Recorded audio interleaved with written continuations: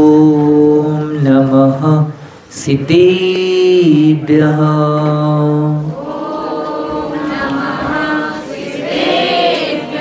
ओम नमः सिद्धेभ्यः।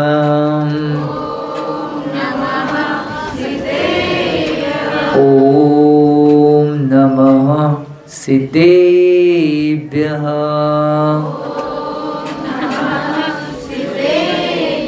नमः श्रीवर्धमानाय निर्धूतकलिलात्मने सालोकानां त्रिलोकानां यद्विद्यादर्पणायते यद्विद्यादर्पणायते यद्विद्यादर्पणायते।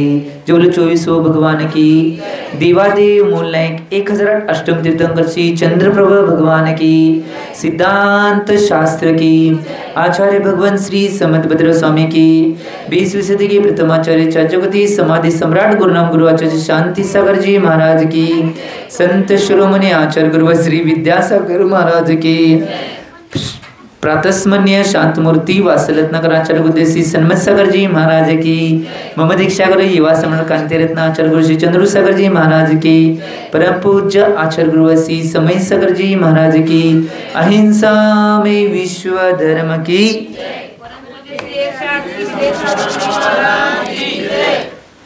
भव्य जीव हो। आचार्य भगवंतांनी काल सम्यक दर्शनाला मलिन करणाऱ्या गोष्टी सांगितल्या होत्या आणि त्याची चर्चा काल चालू होती। आचार्य भगवान समजवर स्वामीजी विरचित रत्नकंडक श्रावकाचार्यजी या ग्रंथाची वाचन चालू आहे आणि सम्यक दर्शनाचं कथन करत असताना आचार्य भगवंतांनी काल सम्यक दर्शन कुठल्या गोष्टीमुळे मलिन होतंय आणि सम्यक दर्शनामध्ये बाधा आणि सम्यक दर्शन निघून जाऊ शकते याचं वर्णन काल केलं होतं। आणि आज आचार्य भगवान परत आणि सम्यक दर्शनाचं महत्त्व प्रकट करणार आहेत की सम्यक दर्शन किती महत्त्वाचं आहे आणि सम्यक दर्शनामुळे जीवनामध्ये काय काय बदल होऊ शकतात आणि सम्यक दर्शन मोक्ष मार्गामध्ये आणि सुखामध्ये कशाची भूमिका पार पडते याचं कथन आचार्य भगवान करल्यात। आम्ही याचं चिंतन करायचं आहे। पहिला गाथा कंठस्थ करूया 31 नंबरची गाथा आणि त्यानंतर आचार्य महाराजांनी काय सांगितले ते पाहूया। दर्शनम ज्ञान चारित्रा दर्शनम ज्ञान चारित्रा साधीमानमुपाश्नुते साधीमानमुपाश्नुते दर्शनं कर्णधारं दर्शनं कर्णधारं तन्मोक्षमार्गे प्रचक्षते तन्मोक्षमार्गे प्रचक्षते दर्शनं ज्ञानचारित्रा साधीमानमुपाश्नुते दर्शनं कर्णधारं तन्मोक्षमार्गे प्रचक्षते। आचार्य भगवान समद्भद्र स्वामी जी सम्यक दर्शनाचं महत्त्व सांगताना ही गाथा सांगत आहेत। दर्शनं ज्ञानचारित्रा साधीमानमुपाश्नुते दर्शनम कर्णधारम तन मोक्ष मार्गे प्रचक्षते। इथं आचार्य भगवान काय सांगत आहेत? आचार्य भगवान इथं सांगत आहेत निश्चित रूपानं की सम्यक दर्शनाचं महत्त्व किती आहे हे सांगायला। दर्शनम दर्शनम याचा अर्थ आहे सम्यक दर्शन। ज्ञानचार्यता म्हणजे सम्यक ज्ञान आणि सम्यक चारित्र्याच्या अपेक्षेने म्हणजे जे सम्यक दर्शन आहे ते सम्यक ज्ञान आणि सम्यक चारित्र्याच्या अपेक्षेने साधीमानम उत्कृष्टतेला उपासना म्हणजे प्राप्त होते। कारण की या तिन्हीमध्ये रत्नत्रयामध्ये सम्यक दर्शन सम्यक ज्ञान सम्यक चारित्र्य यामध्ये सम्यक दर्शन नाही सम्यक ज्ञानाच्या अपेक्षेने आणि सम्यक चारित्र्याच्या अपेक्षेने जास्त उत्कृष्टतेला प्राप्त होते। का सांगितले? तत् दर्शनम ते सम्यक दर्शन मोक्ष मार्गे रत्नत्र रूपी जो मोक्ष मार्ग आहे त्या मोक्ष मार्गामध्ये कर्णधारम कर्णधारम म्हणजे खेवटिया किंवा टीमचा प्रमुख प्रचक्षते म्हणजे सांगितलेलं आहे। सम्यक दर्शनाला कशाची उपमा दिली बघा आचार्याने। सम्यक दर्शनाला आचार्य भगवंतांनी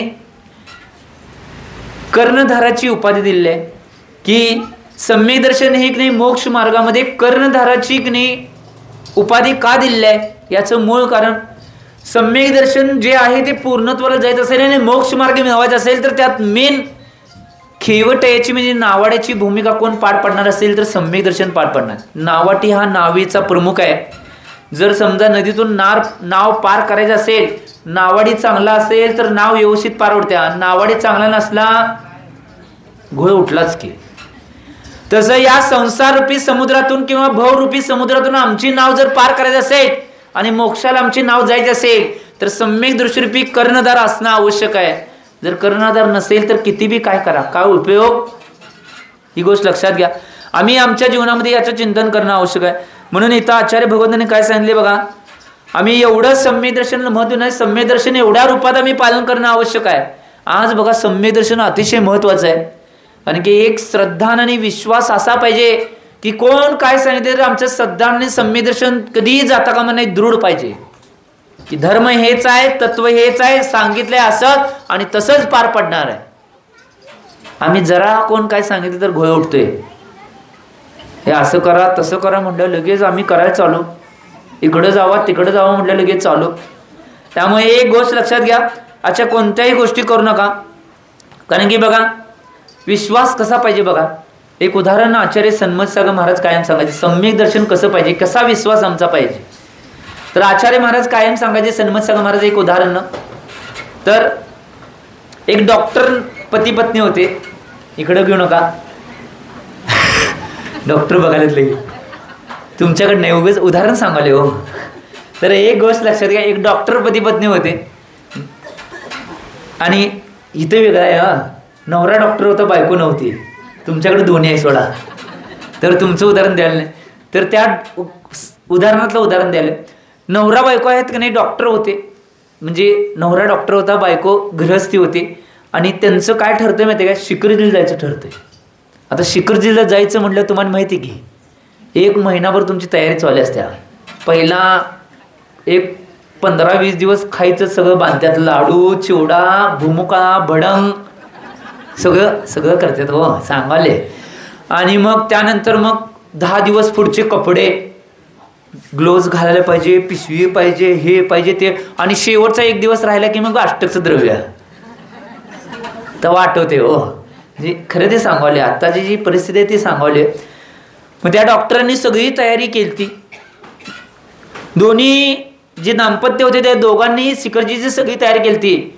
मग डॉक्टरांनी आपलं आपलं सामान कुठं कुठं ठेवलेलं सगळ्या पिशवीत सगळं रचून सगळं घेतलेलं आणि मग सगळं सामान ज्या दिवशी तारीख होती त्या दिवशी रेल्वेमध्ये सगळं सामान चढवलं आणि त्यांचा रेल्वेमधून प्रवास चालू झाला.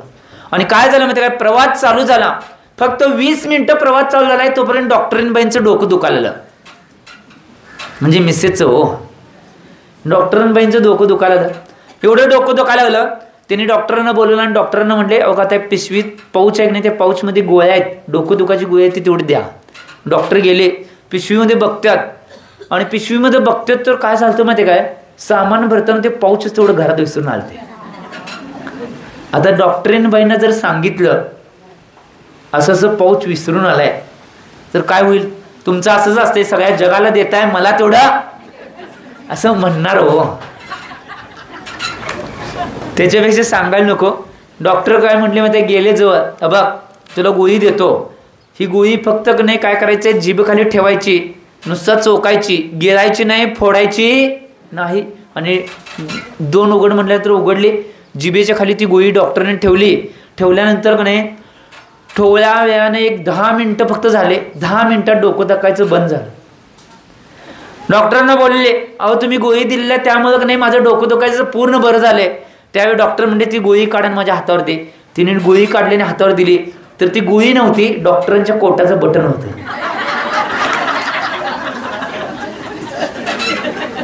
परंतु तरी सुद्धा त्या डॉक्टरांबाईचं डोकं दुखायचं बंद झालं का, कारण की त्यांना विश्वास होता, श्रद्धा होती की माझा नवरा डॉक्टर आहे, काही औषध दिलं तर माझं दुखणं थांबणार आहे, हा विश्वास होता, म्हणून ते डोकं दुखायचं थांबलं. ही गोष्ट लक्षात घ्या. अशी श्रद्धा आणि असा विश्वास धर्माप्रती आणि तत्वाप्रती आमचा असायला पाहिजे की काही झालं तर निचुरबानं माझं सगळं आहे ते व्यवस्थित होणार आहे. कुणामुळं, धर्मामुळं, खरे देवशास्त्र गुरु आणि माझ्या तत्वामुळं होणार आहे, ही श्रद्धा आणि हा विश्वास पाहिजे.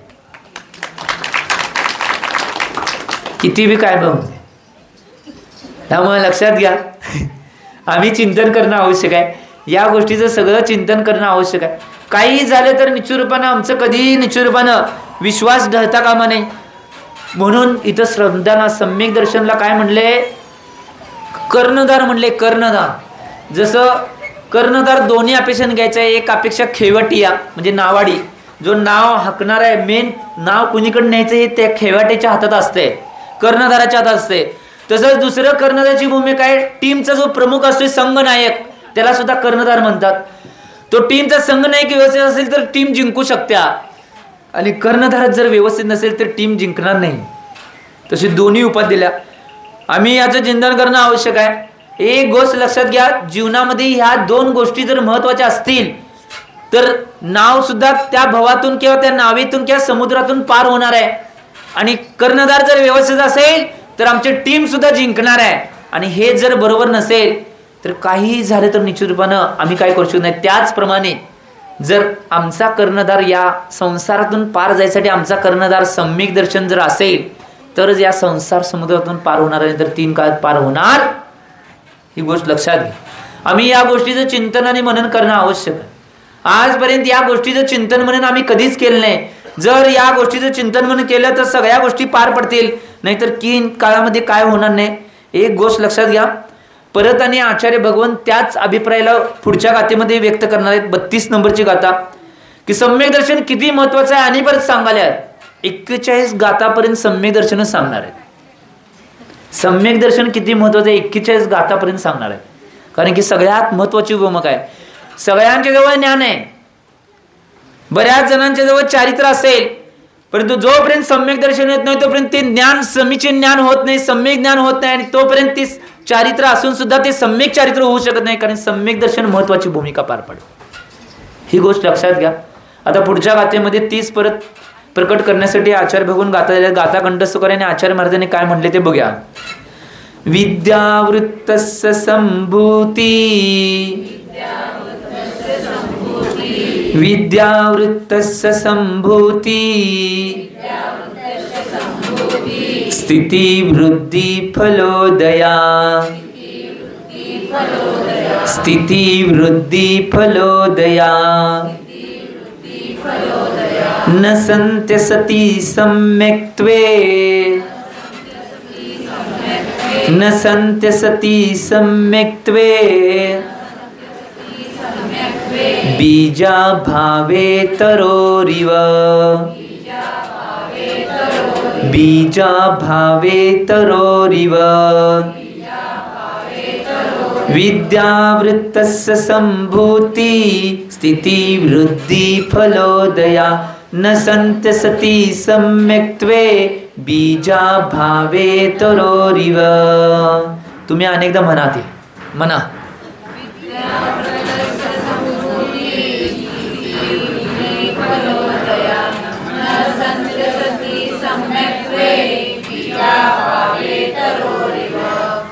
तर रोज असं म्हणायचं. ठीक, या गाथेच्या माध्यमातून आचार्य भगवान सांगत आहेत. परत तोच मतितार्थ म्हणजे मागच्या गाथेमध्ये जो मतितार्थ होता तोच प्रकट करण्याचा प्रयत्न आचार्य भगवान करल्यात. एक गोष्ट लक्षात घ्या, जीवनामध्ये या सगळ्या गोष्टी अतिशय आवश्यक आहेत. या सगळ्या गोष्टी जीवनामध्ये महत्त्वाच्या आहेत. आणि म्हणून आचार्य भगवान या गोष्टींना परत आणि सांगणार आहेत. आणि परत या गोष्टी सगळ्या निश्चित रूपाने करणार आहेत. पहिला काय सांगितले बघूया. विद्यावृत्तस्य संभूती स्थिती वृद्धी फलोदया, न सन्त्य सति सम्यक्त्वे, बीजा भावे तरोरिव. इथं काय म्हणल्यात आचार्य भगवान. सम्यक्त्व सती म्हणजे सम्यक्त निघून गेल्यानंतर विद्यावृत्तस्य, जसं मतिज्ञान आदी रूप किंवा सामायिक आदी चारित्र याचं सुद्धा संभूती स्थिती वृद्धी फलोदया म्हणजे त्याच्या प्रादुर्भावामध्ये एक नाही एक गोष्ट लक्षात घ्या, त्याचं फल मिळणार नाही. कसं उदाहरण सांगल्यात, बीजा भावे तरोरिव.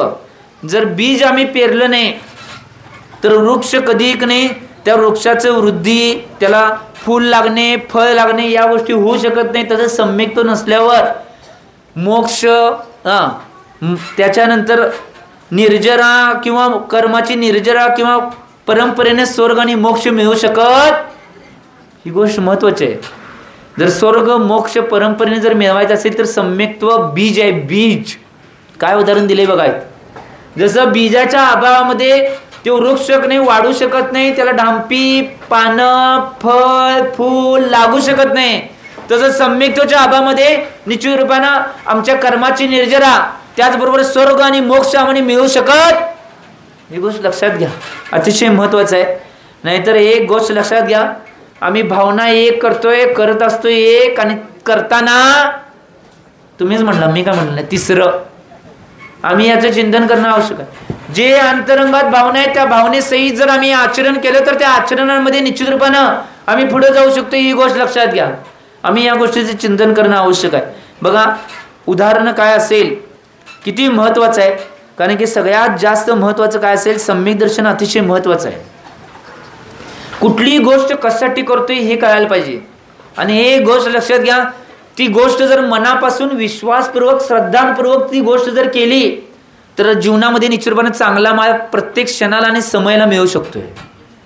एक उदाहरण सांगतो, आचार्य सन्मत सागर महाराज सांगायचे, कुठलीही कुणाचीही गोष्ट ऐकला आणि ती भावपूर्वक जर केला, ती खऱ्या देवशास्त्र करून धर्माची गोष्ट असायला पाहिजे, ती केला तर फळ तुम्हाला निश्चित रूपाने मिळणार आहे. ही गोष्ट लक्षात घ्या. आचार्य सन्मत सागर महाराज एक उदाहरण सांगायचे. काय झालं माहिती काय, एक शेतकरी आपल्या म्हैशीला घेऊन कने तलावाच्या कडेला गेलता, तलावामध्ये त्या म्हैशीला घासून घासून साबण लावून ब्रशनं घासून घासून धुत होता. आता त्या तलावाच्या कडेला एक झाड होतं, त्या झाडाखाली नाही एक हिंदू साधू बसलेले, आणि ते हिंदू साधू त्या शेतकऱ्याकडे बघत बघत त्यांना एक दोहा आठवला. हिंदू साधूंना ती म्हशीला नाही साबण लावून घासत्याला धुत्याला नाही बघत्याला नाही ते का धुयाला ह्याच्यावर नाही एक दोहा तयार केला त्यांनी साधूंनी. आणि ते म्हणतात, घिस घिसावत घिस घिसावत ऊपर लगा के पानी, ए मनवा मैंने तेरे मन की बात जानी. काय म्हणाल्यात, घिस घिसावत ऊपर लगा के पानी, ए मनवा मैंने तेरी मन की बात जानी. म्हणजे तो शेतकरी का म्हस धुवायलाय, कारण तिला बाजारात विकायचं होतं, चांगली चकोड दिसायला पाहिजे म्हणून तो घासून घासून धुत होता. म्हणून ते साधू काय म्हणतात, घिस घिसावत ऊपर लगा के पानी, ए मनवा मैंने तेरी मन की बात जानी. हे म्हणल्यावर आता काय झालं, साधू सारखं तेच दोहा म्हणाल्यात. आणि त्यावेळी रस्त्यावरनं राजाचा रथ येत होता, आणि राजा ते साधूंचे शब्द ते ऐकतोय, घिस घिसावत ऊपर लगा के पानी, हे मनवा मैंने तेरे मन की बात जानी. हे ज्यावेळी निश्चित रूपाने तो म्हणत असतोय त्यावेळी नाही साधूंचे शब्द ऐकून त्या राजाला बी वाटलं की हे पाठ करावं, आणि तो बी सारखं म्हणत चालला, घिस घिसावत ऊपर लगा के पानी, ए मनवा मैंने तेरी मन की बात जाने. तो सारखं जाताना बी येताना बी कुठं जाईल ते तेच म्हणाला बघा. आणि तो त्याचा दौरा होता, तो दौरा करून आल्यानंतर परत घराकडे आला, राजमहालामध्ये आला, आणि राजमहालामध्ये आल्यानंतर त्याचे केस आणि दाढी नीट करायचे होते. आणि तो त्यांचा जो व्यक्ती न्हावी होता तो आलता घरामध्ये. आता राजाचा आहे म्हटल्यावर सगळी सोन्याची वाटी, सगळं पाणी बिणी सगळं ठेवलेलं आहे, वस्तारा बिस्तारा तो घेऊन आलाय.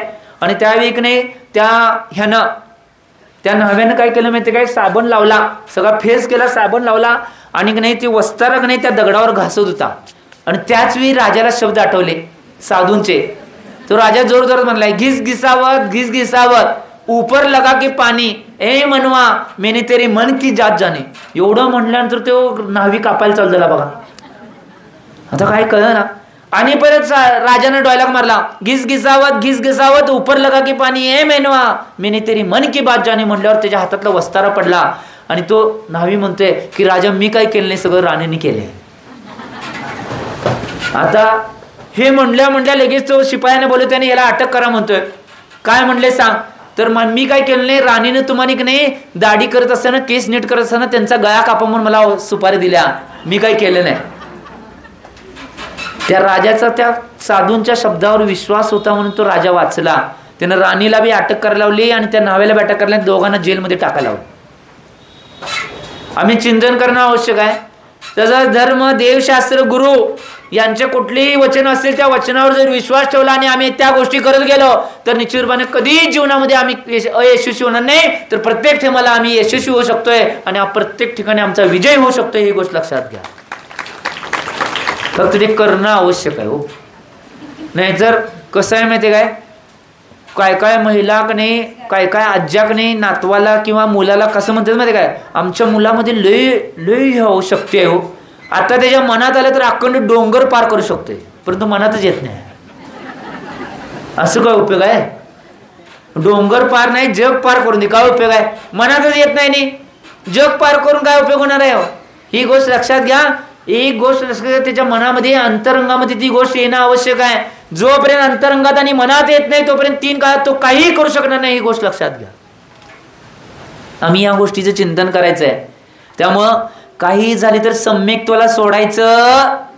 अजून घेतला नसलं तर तुम्ही म्हणलं, मी काय म्हणलो नाही. चालू झाले घ्यायला, एक जण घ्यायला चालू झाल्यात. हळूहळू ठेंबे ठेंबे तळे साजे. बरोबर.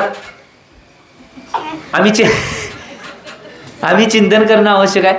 हळूहळू जेवढं काय घेता येईल तेवढं घेण्याचा प्रयत्न करा. आम्ही आमच्या जीवनामध्ये या गोष्टीचं चिंतन आणि मनन करणं आवश्यक आहे. तोपर्यंत जोपर्यंत होणार नाही त्यापर्यंत एक कर्णधाराची भूमिका कोण पार पाडणार असेल? सम्यक दर्शन कर्णधाराची भूमिका आणि बीजाची भूमिका पार पाडणार आहे. मला एक सांगा, शेतकरी वर्ग तुम्ही आहात, व्यापारी वर्ग बी आहात. जर निश्चितपणे तुमच्या शेतामध्ये जर बीज पेरला नाही तर वृक्ष 3 काळात येणार नाही. बीज पेरलं नाही आणि तिथं शेतात जाऊन बघायला अजून का उगवलं नाही, अजून का उगवलंय, खोयात काढतील की लोक. समजा बीजच पेरलं नाही ते शेतात आणि उगाच शेतात जाऊन बघायला अजून आले काय, त्याला माती उकरून जरा बघायला आले, कसं येईल? बीजच पेरलंय नाही. आणि उगाच महाराजांनी विचारलं बोटवर करायचं. कुठे जाणार आहे? मोक्षाला जाणार आहे. काय पाहिजे? सुख पाहिजे. अजून बीजच पेरलंय नाही, कुठलं मिळणार हो? पेरलाय बीज. आता बोट वर करताना विचार करून करायचा. बरोबर असं आहे. आम्ही चिंतन करणं आवश्यक आहे. कोण कोण बीज पेरलेत बघा, बोटावर मोडण्यासारखे आहेत बघा. हात खाली करा. ठीक आहे, आम्ही याचं चिंतन करायचं आहे. या गोष्टीचं चिंतन म्हणून आम्ही आमच्या जीवनामध्ये करणं आवश्यक आहे. जर सुख पाहिजे असेल, मोक्ष पाहिजे असेल आणि सिद्ध भगवान तुम्हाला जर बनायचं असेल तर त्या सगळ्या मार्गाचं आणि सगळ्या गोष्टींचं जर प्राप्तीकरण करायचं असेल तर त्याचं बीज कोणतं असेल तर ते सम्यक्त रूपी बीज आहे. ते पेरल्याशिवाय निश्चितपणे या 3 कधीला कधी झाड लागणार नाही, फळ येणार नाही आणि तुम्हाला गोड गोड फळ खायला मिळणार. ही गोष्ट लक्षात घ्या. नुसतं म्हणून काय उपयोग होणार नाही. महाराज सुख पाहिजे, महाराज मोक्षाला जायचं आहे, महाराज हे पाहिजे, काय उपयोग नाही.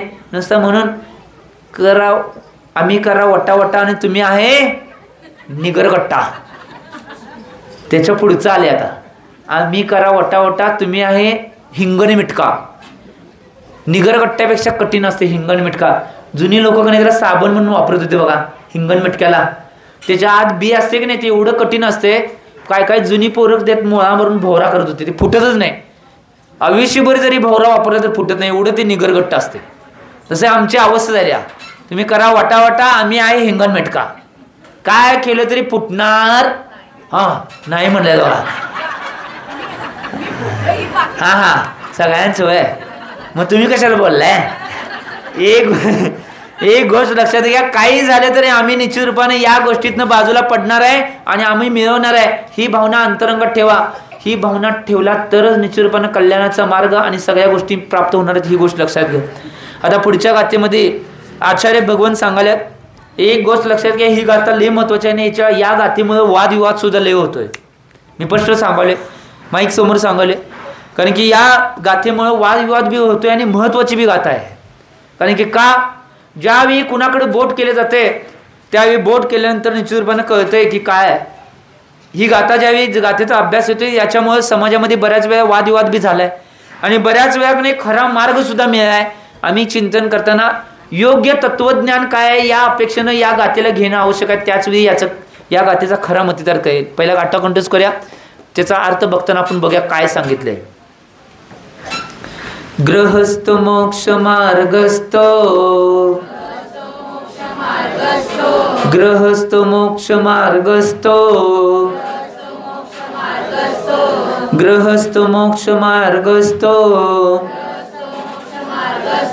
निर्मोहो नैव मोहवान्, निर्मोहो नैव मोहवान्, अनगारो ग्रही श्रिया, अनगारो ग्रही श्रिया, निर्मोह मोहिनो मुने निर्मोह मोहिनो मुने गृहस्थ मोक्ष मार्गस्थ निर्मोह नेव मोहवान अनगारो ग्रही श्रिया निर्मोह मोहिनो मुने. म्हणा की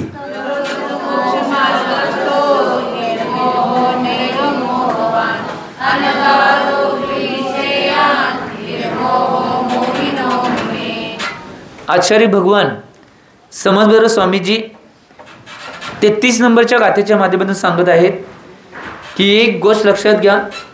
मोक्ष मार्गामध्ये काय काय गोष्टी होतात त्या सगळ्या गोष्टींचं चिंतन मनन आचार्य भगवान सांगायला. गृहस्थ मोक्ष मार्गस्थो निर्मोह नेव मोहवान अनगारो गृही श्रेयान निर्मोह मोहिनो मुने. इथं आचार्य भगवान काय सांगायला, एक गोष्ट लक्षात घ्या. अतिशय महत्वाची गाथा इथं सांगायला. आम्ही या गाथेचं चिंतन मनन करणं आवश्यक आहे. अशी महत्वपूर्ण गाथा आहे. निर्मोह म्हणजे काय, जो मोहनीय कर्मरहित म्हणजे सगळं कर्मरहित होऊ शकत नाही परंतु त्याच्यामध्ये अभाव त्यानं आणलाय, दाबून धरलेला आहे असा सम्यक दृष्टी जीव श्रावक. जो सम्यक दृष्टी श्रावक आहे तो काय सांगतात, गृहस्थ आहे. तो गृहस्थ आहे, अजून गृहस्थामध्ये आहे परंतु मोक्ष मार्गामध्ये स्थित आहे. मोक्ष मार्गस्थ म्हणजे मोक्ष मार्गामध्ये स्थित आहे. किंतु मोहवान परंतु काय, परंतु जो मोहासहित आहे अनगार कोण, मुनी. जो मोहासहित मुनी आहे त्याच्याजवळ अजून दीक्षा घेऊन सुद्धा मोह आहे असा मुनी न ये मोक्ष मार्गामध्ये स्थित नाही. कोण, दिगंबर मुनिराज. तो मोक्ष मार्गामध्ये स्थित नाही. त्या निर्मोही ग्रही त्या मुनीच्या अपेक्षेने जो निर्मोही ग्रहस्थ आहे तो श्रेयान म्हणजे उत्कृष्ट आहे. लय महत्वाची गाथा आहे. एक गोष्ट लक्षात घ्या की सम्यक दृष्टी जीव कोण ग्रहस्थ आहे तो सम्यक दृष्टी जीव आहे परंतु मोक्ष मार्गामध्ये त्याची इच्छा आहे लवकरात लवकर मोक्ष मार्गामध्ये जावं, माझं कल्याण व्हावं, मला मोक्ष मिळावा ही भावना त्याची आहे. असा असणारा श्रावक आहे. आणि असा एक मुनी आहे की तो मोहनीय कर्मामध्ये लिप्त आहे. त्याचं मोह कायमस्वरूपी चालू आहे, मला हे ते या गोष्टी अमोक तमोक, आणि मोक्ष मार्गामध्ये स्थित नाही. नुसता एक करायचं म्हणून सगळ्या गोष्टी करल्यात. त्या मुनीपेक्षा तो निर्मोही श्रावक आहे तो श्रेष्ठ आहे म्हणतात. काय म्हणलो मी, त्या निर्मोही मुनीपेक्षा नाही मोही मुनीपेक्षा निर्मोही ग्रहस्थ श्रेष्ठ आहे म्हणून म्हणलेलं आहे. लय महत्वाचं आहे. आम्ही याचं चिंतन करणं आवश्यक आहे. आज या बऱ्याच गोष्टी अशा तुम्हाला बघायला मिळतात आणि निश्चितपणे या गोष्टी व्हायला, त्याचं चिंतन करणं आवश्यक आहे. भिण्याची गरज नाही. आज समाजात वादविवाद बी करण्याची गरज नाही. समाजामध्ये वेगळ्या गोष्टी फैलवण्याची सुद्धा आवश्यकता नाही. आम्ही निश्चित रूपानं घर सोडलंय, घर त्याग केलाय, परिग्रहांचा त्याग केलाय, तर या सगळ्या गोष्टीपासून आम्ही अलिप्त असायला पाहिजे. मोक्ष मार्गामध्ये स्थित राहून आमची साधना, आमच्या साधनेसहित दुसऱ्यांचं जेवढं कल्याण करता येईल तेवढं करायला पाहिजे. आम्ही सगळ्या गोष्टीत इन्व्हॉल्व होत बसलो तर 3 काळामध्ये आम्ही मोक्ष मार्गामध्ये राहणार नाही हो. म्हणून इथं आचार्य भगवंतांनी सांगितले, जर मोही मुनी असेल त्याच्यापेक्षा निर्मोही सम्यक दृष्टी जो श्रावक आहे तो श्रेष्ठ आहे म्हणून आचार्य भगवंतांनी सांगितले. या गोष्टी जर करत असेल तरी हे सत्यच आहे एका अपेक्षेने. कारण की आचार्य भगवंतांनी पूर्वाचार्यांनी सांगितले, जे पूर्वाचार्याच्या कोटीमधले एक उत्कृष्ट आचार्य आहेत त्यांनी सांगितले म्हणजे 100% सत्य आहे आणि सत्यच आहे.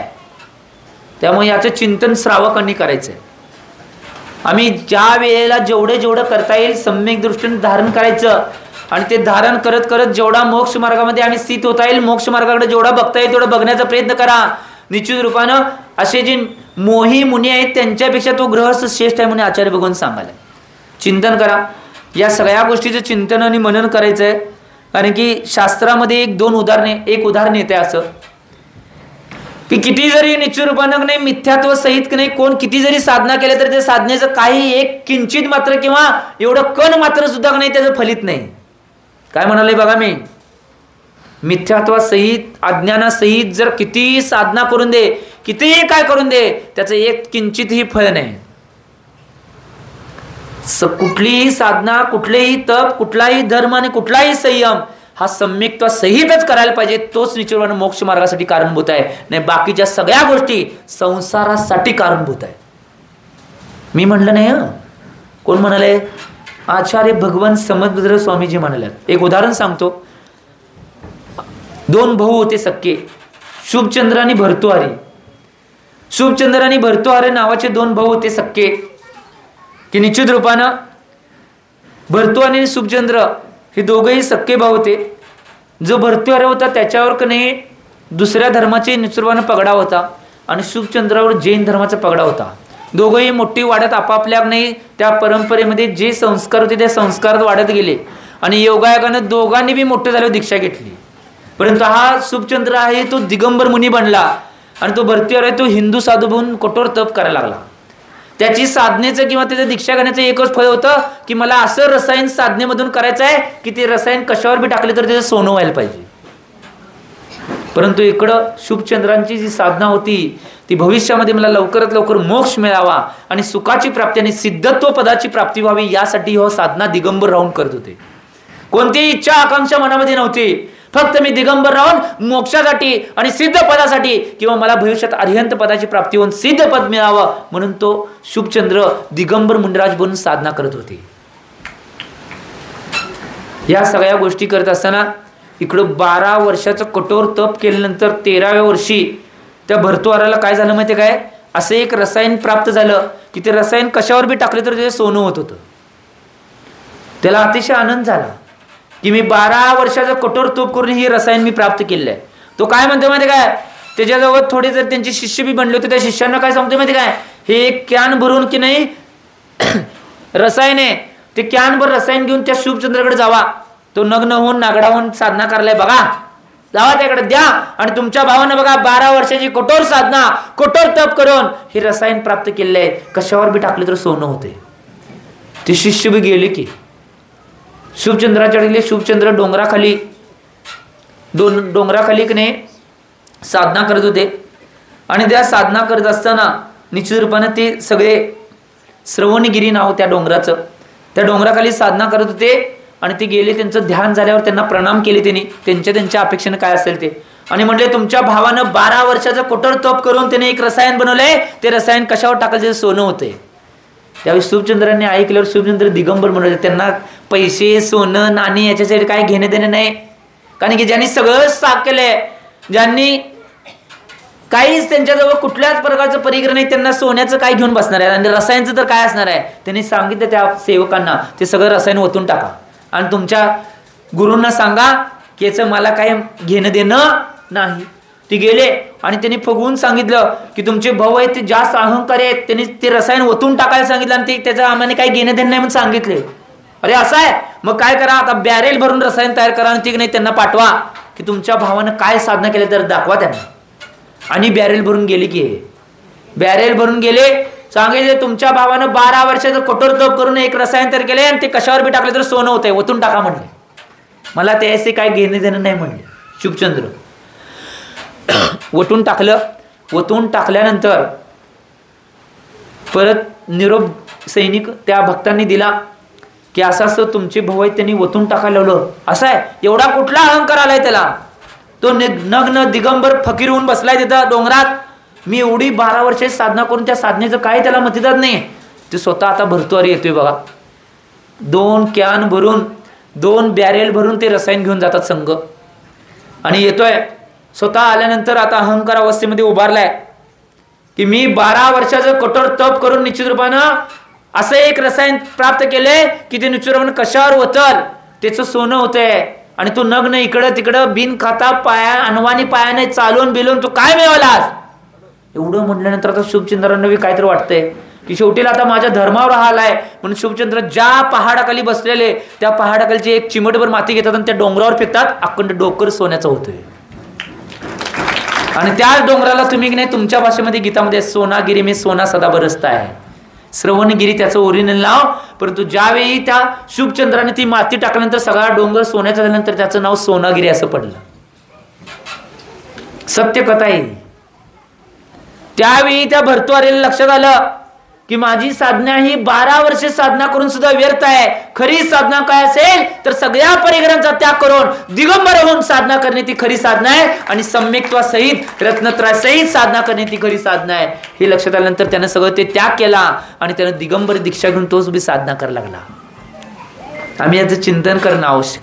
त्यामुळे एक गोष्ट लक्षात घ्या, सगळ्यात महत्वाची साधना काय असेल, सम्यक्त्वासहित केलेली मोक्ष मार्गामधली साधना सगळ्यात श्रेष्ठ आहे. तो दिगंबर मुनिराज करून दे, साधन श्रावक करून दे, अथवा कोणी करून दे. आणि दिगंबर वेशामध्ये जरी कोण निश्चितपणे सम्यक्त्व सहित नसेल तर त्याची साधना सुद्धा व्यर्थ आहे. आणि श्रावक असेल, त्या श्रावकाची साधना जर निश्चित रूपानं सम्यक्त्वासहित मोक्ष मार्गामध्ये स्थित राहून असेल, त्याच्यापेक्षा मिथ्यादृष्टी जे मुनी आहेत त्यांच्यापेक्षा तो गृहस्थ श्रेष्ठ आहे. कारण तो सम्यक्त्वामध्ये आणि मोक्ष मार्गामध्ये स्थित आहे. नाहीतर कोण काय बी मिळवते हो. साधना काय आहे? कठोर तप म्हणजे साधना नव्हे. बुद्धिपूर्वक सम्यक्त्व सहित समीचीन साधना म्हणजे खरं तप आहे. नाहीतर अनेक असं उदाहरण आचार्य सन्मत साहेब महाराज कायम सांगायचे. एक व्यक्ती होता आणि बरेच त्याच्या घरातले लोक त्याला बरेच काय काय बोलत होते. गावात बरेच काही लोक बोलत होते म्हणून त्यानं काही निर्णय घेतला आणि तो साधू बनला. आणि साधू बनून काय केलं त्याने सुद्धा 12 वर्ष कठोर तप केला. आणि तप केल्यावर त्याला एक प्राप्त झालं. काय? पाण्यावर चालण्याची कला प्राप्त झाली त्याला. तो पाण्यावरनं डायरेक्ट चालत जाऊ शकत होता. आता सगळीकडे त्याची ख्याती पसरली की 12 वर्षाचा कठोर तप करून निश्चित रूपाने ह्यानं काय मिळवले, कला गुण काय मिळवलाय, तो पाण्यावरनं चालू शकतोय. आणि मग गाव आसपास सगळीकडे तो विहार करायला लागला. त्यांच्या गावाच्या शेजारी आलेल्या गावातल्या लोकांनी मी म्हटलं आता वाजत गाजत ह्याला आणा पाहिजे. आपल्या गावचे साधू एवढं साधना केल्या, एवढं सगळं मिळवलंय आणि केले, सगळी तयारी केली, मिरवणूक काढले, गावात आणले. परंतु तो गावात येत असताना नाही त्या साधूचं लक्ष कुठं होतं म्हणजे घरातले कोण आलेत काय. 12 वर्षाची कठोर साधना केल्या म्हणा, लक्ष घराकडे चालून कशी साधना होणार हो. मंदिरामध्ये पोहोचल्यानंतर निश्चित रूपानं तो तिथं आलेल्या काही भक्तांना म्हणतोय, अरे सगळी आला पण एवढं मोठं स्वागत केलं, पण तो त्या घरातले कोण आले नाही, त्यांना बोलवणार ना. एवढं कळत नाही मी एवढी भारतामध्ये पूर्ण सगळ्यात मोठी साधना करून एवढी मोठी निश्चित रूपानं कला मी प्राप्त केलेली आहे, त्यांना त्याची किंमत नाही काय. आली सगळी, आता बोललेले येणार की हो. सगळी आली आणि सगळी येऊन बसले. सगळ्यांनी काय प्रणाम केले नाही, तसेच बसले. आणि मग त्यांच्या पुढे म्हणला, मी एवढ्या वर्ष कठोर साधना करून एवढी कला मिळाल्या, तुम्हाला त्याची काही किंमत नाही. तुम्ही कोण अगवानीसाठी आणि नाही कोण आणायसाठी आले नाही. तेव्हा त्यांच्या घरातल्या कने एक भावाचा छोटा मुलगा होता बारका. त्यावेळी तो मगाच्यानं ऐकत होता सगळं हे बोलत्यालं. एवढे कठोर अवस्थेमध्ये साधू बोलल्यात हे ऐकत होता. तो बारका पोरग एवढं. ते पोरग काय म्हणते माहिती काय, एवढी कठोर साधना करून काय मिळवलाय हो, एवढं कशाला 12 वर्ष तप करत बसलाय. पाण्यावर चालायचं होतं तर नावाड्याला 2 रुपये दिला असतं, पलीकडे सोडला असतं की. 12 वर्ष व्यर्थ घालला. त्या बारक्या पोरग्याला कळलं साधना काय आहे. या मोठ्या माणसाला कळलं नाही. आम्ही चिंतन करणं आवश्यक आहे या गोष्टीचं. ते निश्चित रूपानं काय तर प्राप्त करण्यासाठी साधना करणे ही व्यर्थ साधना आहे. आपल्या कल्याणासाठी किंवा मोक्ष मार्गासाठी साधना करणे ही साधना आहे. हे तप आहे आणि हा संयम आहे आणि हा मोक्ष मार्ग आहे. ही गोष्ट लक्षात घ्या. आम्ही याचं चिंतन करणं आवश्यक, नाहीतर कोण बी काय बी करेल. त्यामुळे एक गोष्ट लक्षात घ्या, जीवनामध्येच खरोखर साधना करायची असेल, खरोखर जीवनामध्ये काय मिळायचं असेल, या मार्गामध्ये जर खरोखर यायचं असेल तर ध्येय एकच पाहिजे, मोक्ष मार्ग. मला सुख मिळावं किंवा मोक्ष मिळावं, कोणाला सिद्ध पदाची प्राप्ती व्हावी, एक ध्येय ठेवून यात येणार असतं तर या, नाहीतर येऊ नका. चिंतन करा. जेवढा सुकर हा मार्ग आहे तेवढाच या मार्गामध्ये काटे आहेत. त्या सगळ्यातून मार्ग काढून निश्चितपणे पुढे जावं लागते. तेवढा सोपा बी मार्ग नाही. दिगंबर म्हणजे नॉट अ जोक. दिगंबर म्हणजे नॉट अ जोक. आम्ही चिंतन करणं आवश्यक आहे या गोष्टीमध्ये. या गोष्टीचं आम्ही चिंतन करायचं आहे. दिगंबर पद धारण करणे म्हणजे नॉट अ जोक, नुसता खेळ नाही तो. ती साधना आहे, एक आराधना आहे, एक भक्ती आहे, एक संयम आहे, एक तप आहे. आणि त्याच्या पुढे जाऊन एक सगळ्यात मोठी आराधना. सगळ्यात मोठी आराधना काय असेल तर स्वतःच्या आत्म्याची केलेली सगळ्यात मोठी आराधना म्हणजे दिगंबर पद आहे. ही गोष्ट लक्षात घ्या. आम्ही याचं चिंतन करणं आवश्यक आहे. त्यामुळे एक गोष्ट लक्षात घ्या, किती बी काय केला निश्चित रूपानं बाकीच्या गोष्टीत पडण्यापेक्षा जेवढं तुम्हाला काय करता येईल तेवढं करण्याचा प्रयत्न करा. आता पुढच्या गाथेमध्ये 34 नंबर श्लोक आहे बघा. आचार्य भगवान इथं 34 नंबरच्या श्लोकमध्ये परत या जगात तुम्हाला नाही उत्कृष्ट वस्तू कोणती आहे आणि निकृष्ट वस्तू कोणती आहे, जगामध्ये तुमचा मित्र कोण आहे, तुमचा शत्रू कोण आहे, तुमचा स्नेही कोण आहे किंवा तुमचा क्रोधी कोण आहे, याचं कथन करणारी गाथा देणार आहेत. जगात सगळ्यात श्रेयस्कर, सगळ्यात चांगला, सगळ्यात मित्र हे कोण आहे सांगणार आहेत.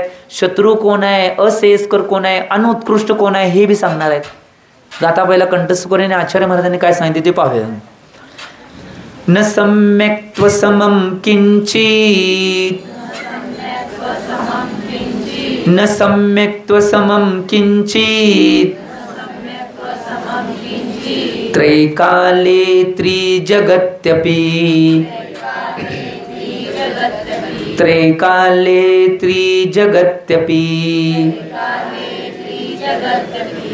त्रैकाले त्रिजगत्यपि, श्रेयो श्रेयश्च मिथ्यात्व, श्रेयो श्रेयश्च मिथ्यात्व, समं नान्यत्तनोभृताम्, समं नान्यत्तनोभृताम्, न सम्यक्त्व समं किंचित्, त्रैकाले त्रिजगत्यपि, श्रेयो श्रेयश्च मिथ्यात्व, समं नान्यत्तनोभृताम्.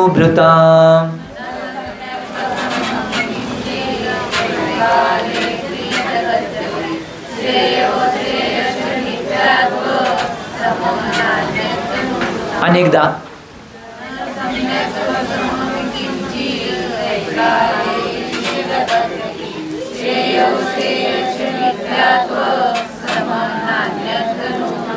आचार्य भगवान समद्वैर स्वामीजी 34 नंबरच्या श्लोकच्या माध्यमातून काय सांगायचं की जीवनामध्ये सगळ्यात आवश्यक उत्कृष्ट काय आहे, मित्र कोण आहे आणि श्रेयस्कर काय आहे हे सांगायला, किंवा जीवनामध्ये उत्कृष्ट, शत्रू, अश्रेयस्कर आणि उत्कृष्ट काय आहे हे बी सांगायला.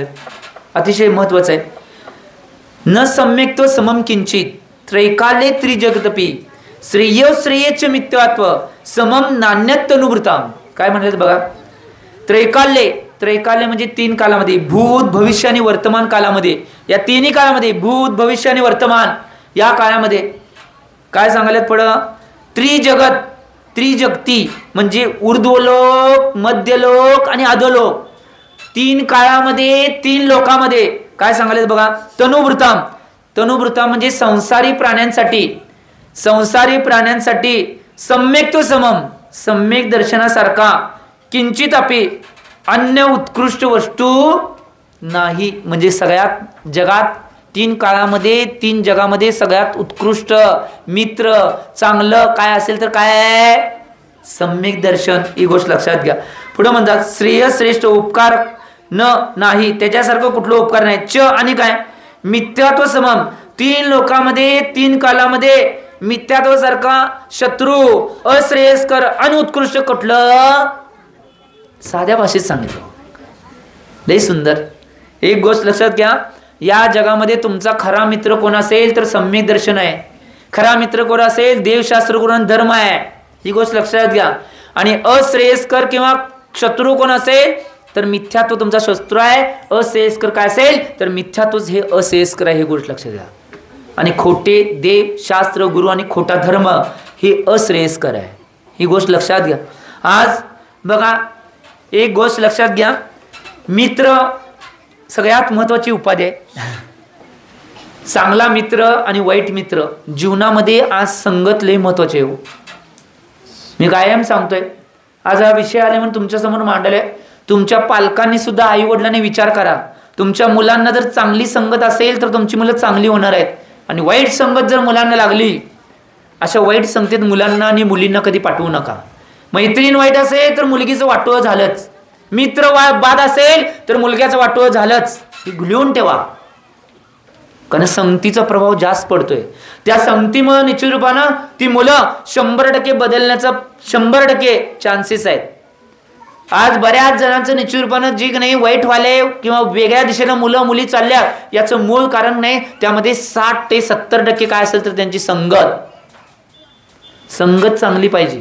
आणि एक गोष्ट लक्षात घ्या, वाईट जर मित्र असेल, वाईट मैत्रीण असेल तर डिलीट करून टाका, काय फरक पडत नाही. पूर्ण शाळेत जरी नाही सगळे मित्र मैत्रिणी वाईट असतील तर सगळ्यांना डिलीट करा, काय फरक पडत नाही एकटं राहिला म्हणून.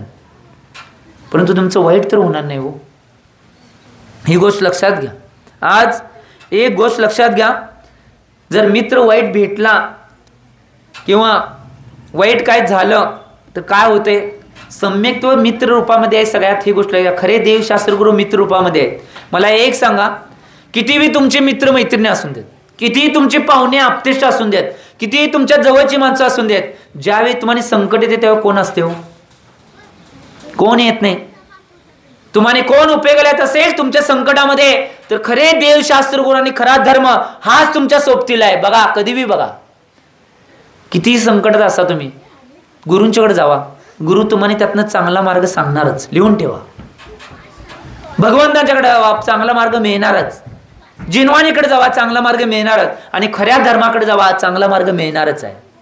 बाकीचे कोण कितीही प्रयत्न करा, मदतीला येत तुमच्याजवळ जोपर्यंत पैसा संपत्ती वैभव चैनीच्या वस्तू आहेत तोपर्यंत सगळी तुमच्या जवळ आहेत. आणि हे सगळं निघून गेलं कोण तुमचं. परंतु तुमच्याजवळ पैसा असून दे नसून दे, संपत्ती असून दे नसून दे, धन असून दे नसून दे, जमीन जुमला असून दे नसून दे, प्रत्येक वेळेस साथीला जर कोण राहणार असेल तर खरे देवशास्त्र गुरु खरा धर्म आणि सम्यक मात्र तुमच्या साथीला राहणार नाही, कधीही साथ सोडणार नाही. ही गोष्ट लक्षात घ्या, ही गोष्ट लय महत्वाची आहे. आम्ही जीवनामध्ये याचं चिंतन करणं आवश्यक आहे. आज बघा, कुठलीही अवस्था प्राप्त झाली, कुठल्याही अवस्थेमध्ये तुम्ही असाल, मला सांगा, कोरोना काळामध्ये तर अशा काही उदाहरणं मी बघितले की स्वतः आई वडिलांनी आपल्या मुलग्याची साथ सोडलेली. जाऊन दे ना, मी शिवणार नाही. स्वतःचा मुलगा. परंतु एक गोष्ट लक्षात घ्या, त्याच कोरोना काळा अवस्थेमध्ये आता मी स्वतः सतनामध्ये होतो की फक्त एक गोष्ट एवढा मोठा संघ असून सतनामध्ये जवळजवळ 13 महाराजांचा संघ होता. कोरोनाचा काळ होता तेव्हा. कोण कुणाच्या गुंप्यात यायच नाही. फक्त सगळ्या विधी कुणाला कुठल्या महाराजांना काय झाले फक्त मला एकट्यालाच माहित होतं. तरी सुद्धा कुठल्या महाराजांच्या जाणे नाही असं नाही, मी सगळ्या महाराजांची जाऊन सेवा करत होतो. का सांगालोय? देवशास्त्र गुरु ही 3 काळामध्ये कधी भेदभाव करत नाही, कुठलीही परिस्थिती येऊन दे. आता मला एक सांगा, आमच्याकडे कर्मसिद्धांत आम्हाला माहित आहे, कवा मरण येणार आहे तेव्हा येणार आहे. ते काय घरात लपून बसला तरी कोरोना झालाच की, आणि आम्ही फिरत होतो तरी झालं नाही. काय सांगले, पूर्ण सगळ्या कोरोना काळामध्ये आमचा विहारच चालू होता. 2 वर्ष 19 आणि 20 डिग्रजचा चातुर्मास झाला, कसबे डिग्रजचा. त्यानंतर शिखरजीचा विहार चालू झाला. शिखरजी होऊन परत इकडे येऊसपर्यंत कोरोनाचा काल होता, त्यात विहारच चालू होता. त्यातच आचार्य भगवान विद्यासागर महाराजांचं दर्शन करून आलो नेमावरमध्ये. 4 दिवस इथं राहिलो. त्याच काळामध्ये सतनामध्ये एक चातुर्मास झाला. 7.5 महिने इकडं मंदिर लॉक तिकडं मंदिर लॉक, फक्त आम्ही आत. महाराजांनी ठराविक श्रावक, प्रत्येक श्रावकांना 4 दिवस क्वारंटाईन करायचं, वेगळ्या खोलीमध्ये ठेवायचं. जर येणार असले आत मग आत घ्यायचं, नाहीतर कोण आज श्रावक येऊ शकत नाही, कोण नाही. ऑनलाईन सगळं निश्चित रूपानं क्लास, ऑनलाईन सगळं अभिषेक, ऑनलाईन सगळं स्वाध्याय, ऑनलाईन आपापल्या खोलीत सगळं. लय भारी होतं सुख लय. आम्हाने तर, मला तर जीवनातलं सगळ्यात मोठं सुख त्यावेळी मिळालेलं. काही नाही, नुसता खायचं, सामायिक साधना, एवढंच, काय नव्हतं. परंतु तुम्हाला सगळ्यात जगातलं सगळ्यात मोठं दुःख होतं त्यावेळी. माझ्याकडे कोरोना आला तर, होय डॉक्टर, एवढी भीत होती, काय काय ओरडत होती. मी तर, माझी खोली होती की नाही ती रस्त्याकडेला होती. रस्त्याकडेला होती आणि सगळी ती जिल्ह्याच्या ठिकाण होतं ना सतना, सगळ्या ॲम्ब्युलन्स तिथनंच जाणार की हो. सगळी काय काय ओरडणार सगळं ऐकणार मी. त्या ओढा ओढा ओढा ओढा चालू झालं की लगेच कळणारच की काय वरडाल्यात, सगळी मला वाचवा, अमुक करा तमुक करा, सगळे हिंदीमध्ये वरडणार की हो, सगळे पैसे घाला, अमुक करा, परत मला वाचवा अशी म्हणणार. एकीकडं मी हसणार, एकीकडं दुःखी होणार. कारण की एक गोष्ट लक्षात द्या, जीवांची काय काय अवस्था हे निश्चितपणे अनुभव करणं आवश्यक आहे. यातनं शिकण्यासारखं लय मिळतंय. त्यामुळे जगामध्ये कोण कुणाचं नाही, जगामध्ये कोण कुणाचं असेल, तुमचं जगामध्ये कोण असेल तर खरं देवशास्त्र कोण आणि खरा धर्म तेवढाच तुमचा आहे. कोण तुमच्या साथीला कधी येणार नाही, लिहून ठेवाय. काय दगडावली पांढरी रेष आहे, पुरे सुद्धा आम्ही तिकडेच वळतोय. काय रे मानवा, काय करायचं, तरी आम्ही तिकडेच वळतोय. काय चिंतन करा या गोष्टीचं, या सगळ्या गोष्टीचं चिंतन आम्ही जीवनात करणं आवश्यक आहे. एक गोष्ट चुकीचा मित्र जर मिळाला, काय होतंय, तुम्ही लहानपणी तुमच्या पुस्तकामध्ये एक धडा होता बघा, गोष्ट होती, माकड आणि राजाची मैत्री. आठवलं काय? सगळ्यांच्याच धड्याला होतं, आमच्या नव्हतं, तुमच्याही होतं. जुनी माणसं आहेत ती. माकड आणि राजाची मैत्री होते. आणि ते काय, राजा विश्राम घेत असते आणि माकड नाही तलवार घेऊन तिथं नाही तलवार घेऊन ते रक्षण करत असते की माझा मित्र आहे. आणि काय होते, थोड्या वेळानं म्हणे राजाने बी त्या माकडासंग चांगली मैत्री केली ती, त्या माकडाने बी राजासंग चांगली मैत्री, पण तो मित्र कुणाला बनवायचं हे कळायला पाहिजे ना. त्या राजाला जरा बुद्धी कमी होती. केला आणि ते राखण करले. त्याच वेळी काय होते ना, राजाच्या नाकावर एक माशी येऊन बसत्या. कळलं आता, धडा आठवला बघा. पान नंबर 17 मराठीचा धडा, राजा आणि माकडाची मैत्री. सांगाले हो आम्ही ते काही घेत नाही हो. आज नुसता मी सांगाले काय माहिती काय, आज शिक्षण म्हणजे नुसतं मार्कलिस्ट वाले मार्कांची सूज म्हणजे शिक्षण आहे. ओरिजिनल शिक्षक स्वामी विवेकानंदजी म्हणतात, चेंज युअर बिहेवियर. एका विशिष्ट वर्तणुकीतून आपल्या वर्तणुकीमध्ये बदल करणे, एका विशिष्ट दृष्टिकोनातून आपल्या वर्तणुकीमध्ये बदल करणे, याला शिक्षण म्हणतात. आम्ही ते करत नाही. नुसतं आम्हाला मार्कलिस्टवर मार्कांची सूज पाहिजे. 90%, 95%, 97, 98. कमी का पडले, मुलगा आत्महत्या करून देणे तर काय बी करू देऊ, जास्त पाहिजे. काय त्यांची कॅपॅसिटी बघा, त्यांची काय सिस्टीम आहे बघा. वाटलं जर त्याच्या वर्तणुकीत बदल करण्याचा प्रयत्न करा, परंतु या गोष्टीकडे कधी बघू नका. ही गोष्ट महत्वाची आहे. त्या राजानं निश्चित रूपानं त्या माकडाची मैत्री केली. ती माशी बसल्यावर ती नाही माशीला उडवायसाठी त्या माकडानं हातानं उडवलं की माझ्या मित्राच्या नाकावर बसायलेस, तुला काय कळतंय की नाही असं मनात म्हणाले हो. हे उडवायचा प्रयत्न केला, माशी काय उडवताना तेवढं उडून गेले आणि परत येऊन बसली, आणि परत उडवला आणि परत येऊन बस, आणि परत उडवला आणि परत येऊन. आता चिडलो माकड हो, मी न हो माझ्याकडे बघ ना, मी चिडत नाही कधी. माकड चिडल्यानंतर त्याला राग आला की माझ्या मित्राला हे एवढं त्रास द्यायलाय, आता ह्याला ठेवतच नाही. तलवार काढली आणि ती माशी येऊन बसल्यानंतर माशीला मारायला गेलं आणि माशी उडून गेली. झालं राजाचं नाक. मित्र जर वाईट मिळाला तर नाक कापून घेत आहे बघा. खरं सांगाले हो, ही गोष्टच आहे. खरं सांगाले, चिंतन करा. आमच्या जीवनामध्ये एक गोष्ट लक्षात द्या, कोण वाईट असेल, वाईट संगतीमध्ये कधी जाऊ नका, त्याला डिलीट करून टाका. मुलींनी बी लक्षात ठेवा, मुलांनी बी लक्षात ठेवा, आणि त्यांच्या आयांनी बी आपली मैत्रीण बनवताना कशी बनवायची. कुठे इकडं तिकडं लई जाऊ नका, काय उपयोग नाही. चिंतन करा या गोष्टीचं. आम्ही या गोष्टीचं चिंतन करणं आवश्यक. त्यामुळं सम्यक्त्व, जगामध्ये सम्यक्त्वासारखा मित्र कोणीच नाही आणि मिथ्यात्वासारखा शत्रू कोणीच नाही. म्हणजे धर्मासारखा मित्र कोणीच नाही आणि अधर्मासारखा शत्रू कोणीच नाही. याचा अर्थ खरे देवशास्त्र गुरुसारखा मित्र नाही आणि खोट्या देवशास्त्र गुरुसारखा कोणी शत्रू नाही. खऱ्या धर्मासारखा कोणी मित्र नाही आणि खोट्या धर्मासारखा अधर्मासारखा कोणी शत्रू नाही. ही गोष्ट लक्षात घ्या. आम्ही याचं चिंतन करणं आवश्यक आहे. नाहीतर कधी कधी काय होते माहिती काय, अशा गोष्टी कधी बघितल्या नाहीत तर आमचं लई नुकसान होते. कधी आम्ही बघत नाही. या नुकसानीकडं, या गोष्टीकडं आम्ही जरा बघणं आवश्यक आहे. आचार्य महाराज एक उदाहरण सांगायचे. मैत्री कधी कधी काय भोवत्या. काय झालं माहिती काय, एकदा एकने उंदीर पळत पळत आला आणि राजहंस पक्षी तिथं बसला होता. अरे उंदीर का पळाले ते मान वन करून बघते तर मांजर पाडीला लागले. ते पळत पळत आला. त्यावेळी ते राजहंस पक्षी काय म्हणते उंदराला माहिती काय, माझ्या पंखाखाली येऊन बस. आणि पंखाखाली ते जाऊन बसते उंदीर. आता मांजर राजहंस पक्षाला भीते आणि पळून जाते. आता ते पंखाखाली तसंच बसले. त्यावेळी थोड्या वेळाने एक 15-20 मिनिटं गेल्यावर काय होते म्हणजे राजहंस पक्षी शिकार करायला एक शिकारी येतोय, त्या राजहंस पक्षी उडायला बघते तर उडत नाही, सगळी पंख गळून पडतात. तर मागं उंदरानं बसून सगळे पंख उतरले. चुकीच्या माणसाची मैत्री केल्यावर काय होणार? पंख छाटलेच जाणार किंवा समाजात किती बी उडू शकणार नाही तुम्ही. चुकीच्या मित्राची मैत्री केल्यावर काय होणार आहे? समाजातले तुमचे पंख छाटले जाणार. किती बी वर जायचा प्रयत्न करा, जाणार. सांगाले हो, खरं ते सांगाले. चिंतन करा या गोष्टीचं, खरं सांगाले. आम्ही जीवनामध्ये या गोष्टीचं चिंतन करणं आवश्यक आहे. किती बी वर जाण्याचा प्रयत्न करा. जर खोटा मित्र जर तुमच्याजवळ असेल, चुकीच्या माणसासंग मैत्री केला असेल, तर तुम्ही समाजात कधीच वर जाणार नाही. आणि तुमचा मीर आचार्य भगवंतांनी नीतिशास्त्रामध्ये वेगवेगळे नीतिशास्त्र आहेत. विदुर नीती आहे, चाणक्य नीती आहे, आचार्य भगवान विद्यासागर नीती आहे. परत आमच्यामध्ये आचार्य भगवान कुंदकुंदू स्वामींची कुरल काव्य रूपी नीती आहे. अशी बऱ्याच सोमदेव सुरींची नीतिशास्त्र आहे. नीतिशास्त्र म्हणजे काय माहिती काय? समाजाला चालवण्यासाठी घातलेल्या मर्यादा म्हणजे नीती. काय म्हणाले मी?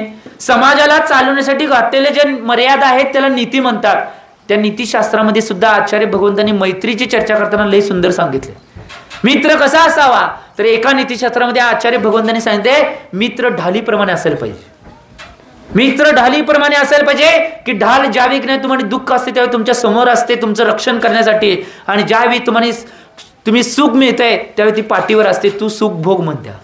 असा मित्र पाहिजे. ज्यावेळी संकट येईल त्यावेळी त्या संकटामध्ये संकट स्वतःच्या अंगावर झेलणारा मित्र पाहिजे, आणि ज्यावेळी संकट दूर होते तुझं सुख तू भोग म्हणून पाठीमागे राहणारा मित्र पाहिजे.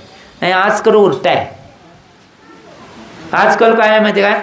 आज मित्र कसे असतात? सुख असलं, पैसा संपत्ती वैभव असले की सगळे मित्र जवळजवळ येतात. चांगलं आहे सा, लय चांगलं आहे हाय तोपर्यंत, आणि परत सगळं पैसे बिशे निघून गेल्यावर मग कोण बघत बी नाही, फोन उचलत नाहीत, बोलवायला गेले तर लक्ष देत नाहीत. अशी आज परिस्थिती आहे जगाची.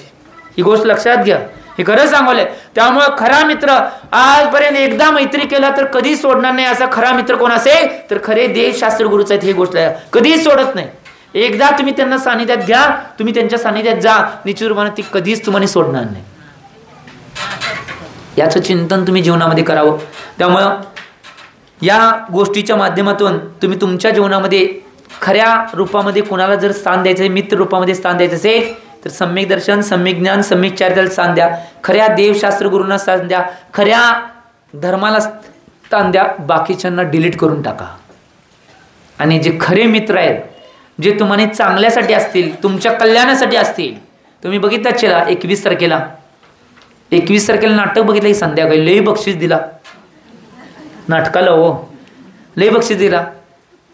खरी मैत्री काय असते त्या नाटकात तुम्ही बघितलं का नाही?